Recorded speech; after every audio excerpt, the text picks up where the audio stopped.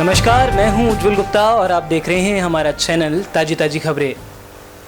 दोस्तों, जैसे कि हमने मुहिम चलाई हुई है कोरोना गो बैक, तो इसी लड़ी में हमारे साथ में हम सब डॉक्टर से उनकी राय जान रहे हैं और एक व्हाट्सएप ग्रुप क्रिएट किया हुआ है जिसमें आप में से कुछ लोग जो सीधा क्लिनिक पर या डॉक्टर्स के पास नहीं जा सकते कुछ सरकार की पाबंदियों की वजह से, तो उनके लिए अब हम घर बैठे जो भी आपके बेसिक क्वेश्चंस हैं, जो भी उसको एक तरीके में, एक मैनर में आप उनसे पूछ सकें और डॉक्टर साहब भी आपके लिए अवेलेबल रहेंगे। तो इसी घड़ी में हमारे साथ में अब थर्ड डॉक्टर हमारे साथ में जो हैं वो हैं, हम बहुत बहुत स्वागत करना चाहेंगे उनका, डॉक्टर ईश्वर चंद्रा। सर, बहुत बहुत स्वागत है आपका। Thank you. और आपका ये मुहिम वास्तव में जो आपका है कि corona go back, definitely it has to go back. इसने जाना है, अब नहीं तो कुछ दिनों के बाद में जाना है। और इसमें कोई दो राय नहीं है कि it is a deadly virus. And ये नहीं है कि ये कोरोना शब्द हम केवल आज 2020 में सुन रहे हैं। मेरे खूब याद है 2020 से बहुत पहले जब हम लोग अर्ली 70s में इंटरमीडिएट में पढ़ा करते थे, कोरोना शब्द तो तब से हम लोग हमारी जानकारी में है। उसके बाद में मेडिकल कॉलेज में भी जो है कोरोना शब्द was not new. Corona is a virus which causes rhinitis, I mean नाक के अंदर से जो जुकाम जिसे हम लोग कहते हैं उसको कोरोना करता है। लेकिन ये कोरोना और वो कोरोना में थोड़ा फ़र्क है। वही बात सर कि सरल भाषा में अगर इसको आमजन की भाषा में समझा जाए तो आखिर ये है क्या, कोरोना वायरस है क्या? ये जो कोरोना है ये म्यूटेंट वैरायटी है उस कोरोना की जो अब तक हम लोग देखते हुए आए हैं। अन्य वायरसेस के अलावा ये आजकल जो है म्यूटेंट वैरायटी के रूप में जो है कुछ अपने कठोर चीज़ें लेके आया है। और कठोर चीज़ें ये हैं कि ये रेस्पिरेटरी सिस्टम को, जो हमारे सांस लेने के अंग हैं, जो नाक से शुरू होते हैं, ट्रेकिया से होते हुए लंग्स में जाते हैं और लंग्स में पहुंचने के बाद में जो है ये प्रॉब्लम क्रिएट करना शुरू करता है। जब तक ये वायरस पूरी तरीके से लंग्स को जकड़ता नहीं है तब तक कोई परेशानी किसी भी मरीज को नहीं होती है। और मैं आम जनता के सहूलियत के लिए इतना ज़रूर कहना चाहूँगा कि कृपया करके इससे डरें नहीं और इसको फाइटिंग करने की कोशिश करें, फाइट करने की कोशिश करें, जिससे आप लोगों को जो है ये डैमेज ना पहुंचा सके।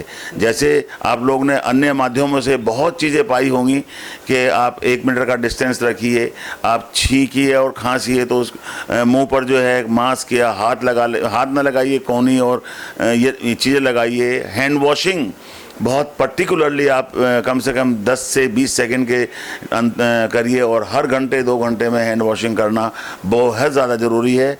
आजकल आप लोग बहुत परेशान हैं सैनिटाइज़र को लेके।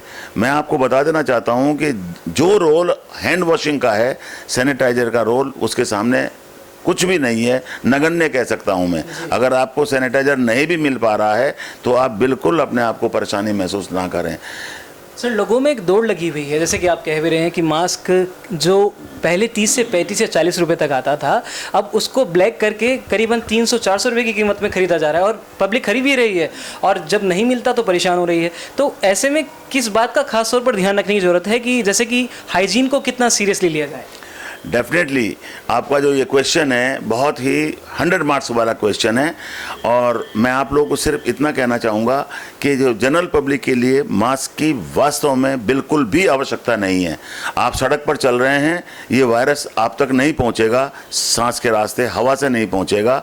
ये साइंटिफिकली प्रूव हो चुका है कि ये वायरस हवा में नहीं मिलता है। यह मिलता है तो जो खांसने में, छींकने में, जो हमारे हाथों के ऊपर या हमारे जो आपके सामान हैं, चाहे वो टेबल हो, चाहे वो हैंडल्स हों, चाहे वो वॉश बेसिन के ऊपर कोई चीज़ें हों, इन पर जब भी गिर जाएगा तो ये वायरस हमें ट्रांसमिट करेगा।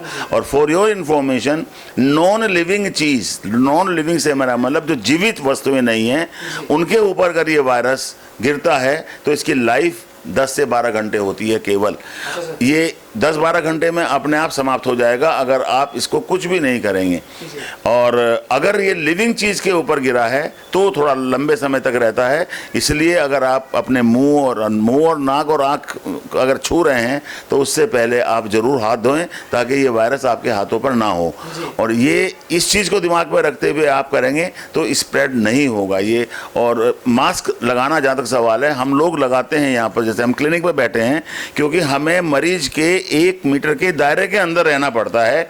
अगर उस बीच वो मरीज छींकता है, खांसता है तो उसकी चीज़ें जो हैं हमारे ऊपर पड़ती हैं। और एक शब्द और है, फोमाइट्स। फोमाइट्स वो चीज़ें होती हैं जो नॉन लिविंग होती हैं, जैसे आपका रुमाल हो सकता है, आपका टॉवल हो सकता है, आपका कोई भी चीज़ अगर उसके ऊपर खांसा है तो आप जो हैं उसको इस्तेमाल ना करें बिना धुले हुए, और उसके द्वारा भी इसका प्रोपेगेशन होता है। सर, इसी आप ही की बात को अगर हम लें कि इसमें एक सवाल और उठता है कि आम जनता जो इसमें डिफ्रेंशिएट कैसे करे। जो नज़ला जुकाम होता है वो नॉर्मल तौर भी उनको हो जाता है, ठंड से हो जाता है, तो ऐसे में वो डिफ्रेंशिएट कैसे करे कि दिस इज़ कोरोना वायरस और ये इसके लक्षण हैं। देखिए, जहाँ तक सवाल है, शुरुआत के सिम्टम्स लगभग सेम होते हैं।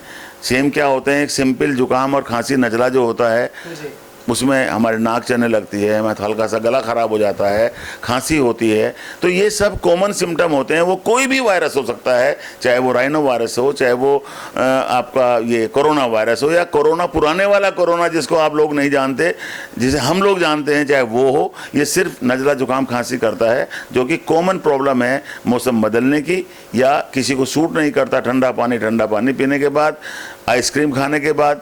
ये सब चीज़ें ठंड में ज़्यादा बढ़ती हैं, तो जो ठंडी चीज़ें हैं हम लोगों को सेवन कम करनी चाहिए। इससे इसका जो प्रोपगेशन है वो नहीं होगा। और शुरुआत में कोई डिफ्रेंशिएशन नहीं किया जा सकता, चाहे वो कोरोना हो, चाहे वो सिंपल वायरस हो। सर, क्या एक वायरल हो रही है जो चीज़ सबसे ज़्यादा सोशल मीडिया पे कि गर्मी से ये कोरोना वायरस मरता है, इस बात में कितनी सच्चाई है? हाँ, डेफिनेटली आप बिल्कुल सही कह रहे हैं, लेकिन ये ऐसा नहीं है कि गर्मी जो है आपका सिंपल गर्मी आपका 20-25 डिग्री सेंटीग्रेड तक टेम्परेचर चला गया उसको गर्मी मानिए आप, नहीं। लेकिन अगर मान लिया टेम्परेचर एक लंबे समय तक परसिस्टेंटली 37 डिग्री एंड अबव हो जाता है, 40 पहुंच जाता है, 41 पहुंच जाता है, 42 पहुंच जाता है, तो ये वायरस की ग्रोथ जो है वो कम हो जाती है। और जब ग्रोथ कम होती है तो डेफिनेटली इसका प्रकोप भी कम होगा। जी सर, अब तक कई राज्यों में लॉकडाउन हो चुका है, सरकार के निर्देशानुसार धारा 144 भी लग चुकी है, तो ऐसे में दिल्ली भी और मेरठ तक भी लॉकडाउन हो चुका है। मुजफ्फरनगर जिला अभी लॉकडाउन की लिस्ट में नहीं है, तो इस पर आपका क्या कहना होगा कि आने वाले वक्त में ये होगा, या फिर क्या इसके बारे में आपका कहना है? देखिए, हम डेफिनेटली सेंसिटिव जोन में हैं, क्योंकि मेरठ लॉकडाउन हो चुका है, इधर सहारनपुर लॉकडाउन हो चुका है, हम बीच में आते हैं। कायदे में ये पूरी सीरीज ही होनी चाहिए थी, और इसे होने से जो है ये फ़ायदा होगा कि सब जगह से एक साथ वायरस जो है, हमारे प्रधानमंत्री का जो मुहिम था ये 1 दिन का जनता कर्फ्यू का, ये डेफिनेटली काबिल तारीफ़ है, और इसकी भूरी प्रशंसा सभी जगह से की जा रही है। और मैं भी अपनी ओर से धन्यवाद देना चाहता हूँ। इस तरीके के जनता कर्फ्यू अगर बीच में सब जगह किए जाएं तो इससे डेफिनेटली आप देखिएगा, अगर मान लिया ये वायरस पड़ा हुआ है सड़क पे है, खांसने के बाद में, किसी चीज़ के बाद में, जैसे मैंने अभी बताया कि इसकी लाइफ 10-12 घंटे होती है, तो मर जाएगा, ख़त्म हो जाएगा। उसके बाद में भी फिर कुछ लोग अगर इसे तोड़ते हैं, अगर इसको ब्रेक करते हैं, जनता कर्फ्यू को लोग नहीं मानते हैं, तो डेफिनेटली मैं इसे उन लोगों के लिए सुसाइडल कहूँगा। उन लोगों के नहीं बल्कि कम्युनिटी के एज सच सुसाइडल होगा। और हम अगर स्टेज 3 को अच्छी तरह से मैनेज कर पाए तो definitely it is nothing to say about. बस कुछ चीज़ें हैं जो हमें बहुत ध्यान रखनी चाहिए कि हमें अपनी सेहत का ध्यान रखते समय कुछ, एक तो डाइट का ध्यान रखना चाहिए। हमें सबसे इम्पॉर्टेंट चीज़ डाइट है। हमें नॉनवेज को अवॉइड करना चाहिए, चाहे वो कोई भी चीज़ हो। नॉनवेज खाने से जो है हमें ये नहीं पता होता कि वो नॉनवेज जो है वो किस तरीके का था, किसी बीमारी से ग्रसित था वो जानवर या क्या था। ये तो कोरोना की वजह से नहीं, in general I am talking of. और अगर हम वो जाके जो है बीमारी करते हैं और हमारे फेफड़ों को सबसे पहले जकड़ते हैं, और फेफड़े बीमार हो गए तो तभी हमारी कैजुअलिटीज़ होती हैं। तो सर, यही मैं समझता हूँ कि सर ने आपकी बहुत सारे जो क्वेरीज होंगी उनको क्लियर किया होगा, और इसमें क्योर की ज़्यादा ज़रूरत है, हाइजीन की ज़्यादा ज़रूरत है ना, इसमें घबराने की ज़रूरत नहीं, अफवाह ना फैलाएं आप लोग। और बाकी सर, हमारी ये जो मुहिम है corona go back, it have to be go Definitely, so definitely. इसमें यही होगा सर कि आप अपनी साइड से, हम एक व्हाट्सएप ग्रुप क्रिएट किया हुआ है और मैं ये उम्मीद करता हूँ कि आप उन सभी पेशेंट्स जो भी उसमें क्वारीज डालते हैं आप उनका रिप्लाई करेंगे। सर क्या कहते हैं? बिल्कुल, जितना भी हमसे हो सकेगा आपके व्हाट्सएप ग्रुप में भी रिप्लाई करेंगे। अगर उनको हमारी ज़रूरत कहीं भी है दिन और रात, हम अगर क्लिनिक पे भी मौजूद नहीं हैं, हम क्लिनिक पे आके उनकी सेवा करेंगे, कभी पीछे नहीं हटेंगे। आपको कम से कम मैं एश्योरेंस देता हूं, हमारे मुजफ्फरनगर के डॉक्टर जो हैं वो इस तरीके के हैं कि वो कभी भी आपकी मदद करने के लिए पीछे नहीं हटेंगे। अगर कोई आपको नहीं मिलता है, कोई किसी भी तरह की परेशानी है, तो आप मुझसे संपर्क कर सकते हैं। मेरा नंबर व्हाट्सएप ग्रुप में आपको मिलेगा और आप मुझसे टेलीफोन पर संपर्क कर सकते हैं। जितना हो सकेगा मैं आप लोगों की मदद करूँगा।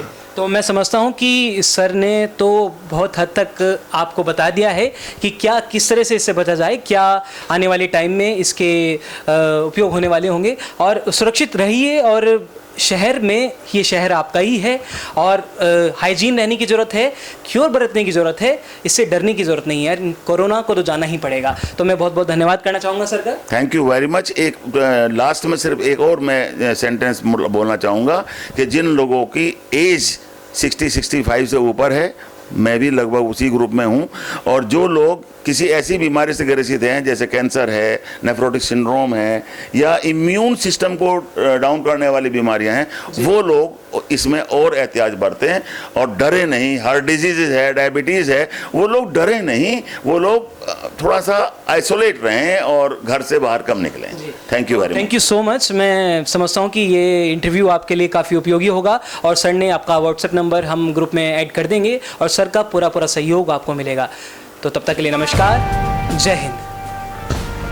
भाइयों बहनों, आप में हर कोई व्यक्ति जीवन में विकास करना चाहता है, और जो विकास करना चाहते हैं वे हमारे द्वारा विकसित की गई वीडियो को देखकर हमें अपनी राय दें। वे हमारे कमेंट बॉक्स में अवश्य अपनी राय लिखें, जो हमारे लिए अति महत्वपूर्ण होंगी। हमारे YouTube चैनल को अवश्य सब्सक्राइब करें, साथ ही बेल आइकॉन पर क्लिक करें ताकि हमारे आने वाली हर वीडियो का नोटिफिकेशन की सूचना आप पर सबसे पहले पहुंचे, ताकि आपका सहयोग इस देश को विश्व महाशक्ति बनाने में महत्वपूर्ण बन सके। आप सबको प्रणाम। जय हिंद, जय भारत।